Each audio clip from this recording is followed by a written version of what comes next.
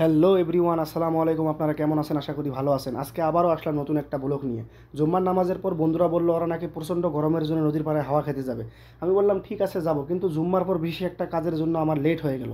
আমরা বেরোনো কথা 2টায়, কিন্তু বের হয়ে আসলাম 4টায়। আমি লেট করার জন্য বন্ধুরা একটু বোকাশোকা দিল। বন্ধুরাই তো দিবে, সেটা কোনো ব্যাপার না। তো বোকাশোকা খেয়ে পেট টেট ভরিয়ে নিয়ে বন্ধুদের সাথে বেরিয়ে পড়লাম নদীর পাড়ে হাওয়া খেতে যাওয়ার উদ্দেশ্যে। গাড়ি নিয়ে কিছু দূর ভাঙা রাস্তা দিয়ে জার্নি করে হাওয়া খেতে খেতে এসে বললাম বন্ধুদের সঙ্গে নদীর পাড়ে। এখানে এসে দেখি কোনো হাওয়াই নেই, উল্টা আরও গরম। বন্ধুর ওইখানে গিয়ে বন্ধুকে ধরে বললাম বেটা এখানে তো আরও উল্টা গরম, কি হাওয়া খামো নদীর পাড়ে। বন্ধুদেরকে দুঃখের কথা বলছিলাম, বাট ওরা ক্যামেরা দেখে হাই হ্যালো করা স্টার্ট করে দিল। আমি ভাবলাম অন্য জায়গায় যাওয়াই ঠিক আছিল, এখানে আসা ভুল হয়ে গেল। তখন বন্ধু বললো বেটা এখানে এসে তোর কোনো ভুল হয় না। আমি বললাম কেন? বন্ধু বললো আজকে নাকি ভাইস্তের বার্থডে। তাই আমি হোয়াইট টি শার্ট পরা ভাইস্তেকে বললাম ভাইস্তে কথাটা সত্য না মিথ্যা? ভাইস্তে বললো চাচা হয়, তাই তোমাদেরকে এখানে পার্টি দেওয়ার জন্য এনেছি। আমি বললাম ঠিক আছে চলো তাহলে একটা ভালো রেস্টুরেন্টে যাই। বন্ধু বললো এখানে নাকি একটা ভালো রেস্টুরেন্ট আছে। আমি রেস্টুরেন্টের কথা শুনেছি, বাট রেস্টুরেন্টে যাওয়া হয়নি। এই রেস্টুরেন্টের নাম হলো উরুকা। তাই বন্ধুদের সঙ্গে বেরিয়ে পড়লাম সেই উরুকা রেস্টুরেন্টে যাওয়ার উদ্দেশ্যে। গাড়িতে উঠে বন্ধুকে বললাম বেটা উপরবেলা যা করে ভালো জন্য করে, ভাইস্তা আমাদেরকে সারপ্রাইজ দিয়ে দিল। বন্ধু বললো আমরা জানলে আমরাও সারপ্রাইজ দিতাম, একটা কেক নিয়ে আসতাম।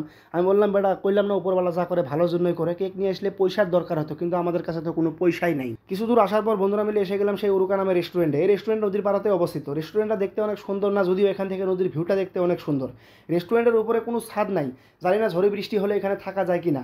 গাড়ি স্ট্যান্ড করে বন্ধুরা আগে ভিতরে গেছে, আমি একটু নদীর ওইখানে গেছিলাম, ভাবলাম ওইখানে যদি হাওয়া থাকে হাওয়া খেয়ে আসি, বাট ওইখানেও কোনো হাওয়া নেই। তাই আমি হেঁটে হেঁটে ভিতরে যাচ্ছি। আর রেস্টুরেন্টের চারিও দিকটা ভালো করে ঘুরে ঘুরে দেখছিলাম। রেস্টুরেন্টে উপরে ছাদ নাই, যদিও প্রত্যেকটা টেবিলের উপরে উপরে একটা করে ছাতি দেওয়া আছে। বন্ধুরা দেখি ওই কোনায় গিয়ে বসে গেছে। পানির অর্ডারও দেওয়া শেষ, তাই আমি দেরি না করে ওইখানে গিয়ে বসে বললাম। বসার পর ভাইস্তেকে বললাম ভাইস্তে আমরা কি খাবো? ভাইস্তে বললো তোমরা কি খাবে অর্ডার দিয়ে না। আমি বললাম ঠিক আছে।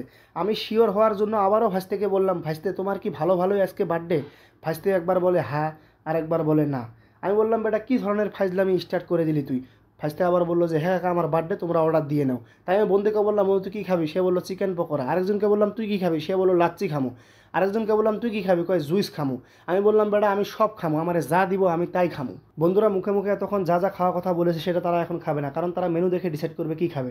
কিন্তু তারা মেনু দেখে ডিসাইড করতে পারলো না। তাই আমি বললাম বেটা মেনুটা আমার আগে আমি ডিসাইড করে দিই। বন্ধু বললো বেটা তোরটা তুই ডিসাইড কর। আমি বললাম হ্যাঁ আমারটা আমি ডিসাইড করবো। মেনুটা নিয়ে অনেকক্ষণ খুঁজে খুঁজে আমি ডিসাইড করে ফেললাম আমি বেশি কিছু খামো না, আমি এগ চাউমিন খামো।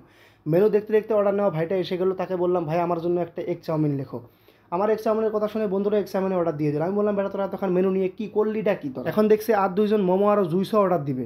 ভাইটা সুন্দরভাবে অর্ডারগুলো লিখে নিয়ে 10 মিনিটের কথা বলে এখান থেকে চলে গেল। অনেকক্ষণ ওয়েট করার পর আমাদের চাউমিন আর মোমো রেডি করে নিয়ে আসলো। বন্ধুর কথা আর কি বলবো, না বললেও হয় না। মোমোটা দেখে ও নিজে ট্রে থেকে নেমে নিয়ে খাওয়া স্টার্ট করে দিছে। বন্ধুরে বললাম বেটা গরম সাবধানে খা। বন্ধু বললো উপরওয়ালা নাকি ওরা হাত আর মুখ দিয়েছে ধরে ফু দিয়ে খাওয়ার জন্য। বন্ধুর খাওয়া দেখে আমিও খাওয়া স্টার্ট করে দিলাম। আর বাকি বন্ধুদেরকে বললাম অনেক টেস্টি হয়েছে, তোরা খাওয়া স্টার্ট কর। আমার কথা শুনে ওরা খাওয়া আরম্ভ করলো। খাওয়া দাওয়া কমপ্লিট হয়ে যাওয়ার পর আমরা বন্ধুরা মিলে গাড়িতে উঠে বেরিয়ে পড়লাম বাড়ির উদ্দেশ্যে। আমরা বন্ধুরা মিলে এসেছিলাম নদীর পাড়ে হাওয়া খাওয়ার জন্য, কিন্তু এখানে এসে ভাস্তের বার্থডে পার্টি খাইলাম। ভাস্তের বার্থডে উপলক্ষে কোনো গিফট দিলাম না, যদিও ভাস্তারা অনেক দোয়া ও ভালোবাসা দিয়ে দিলাম, কারণ দোয়া ছাড়া জীবনে আর কিছু কামে আসবে না। আপনারাও ভাস্তার জন্য অবশ্যই দোয়া করবেন। ভিডিওটা আজকে এখানে সমাপ্ত করছি। আশা করি ভিডিওটা আপনাদেরকে ভালো লেগেছে। যদি ভিডিওটা ভালো লেগে থাকে অবশ্যই লাইক কমেন্ট শেয়ার করবেন। যারা যারা আমার পেজটা ফলো করে নেয় তারা তারা অবশ্যই আমার পেজটা ফলো করে দিবেন। ধন্যবাদ। দেখা হচ্ছে নতুন একটা ব্লগে, ততক্ষণ ভালো থাকুন।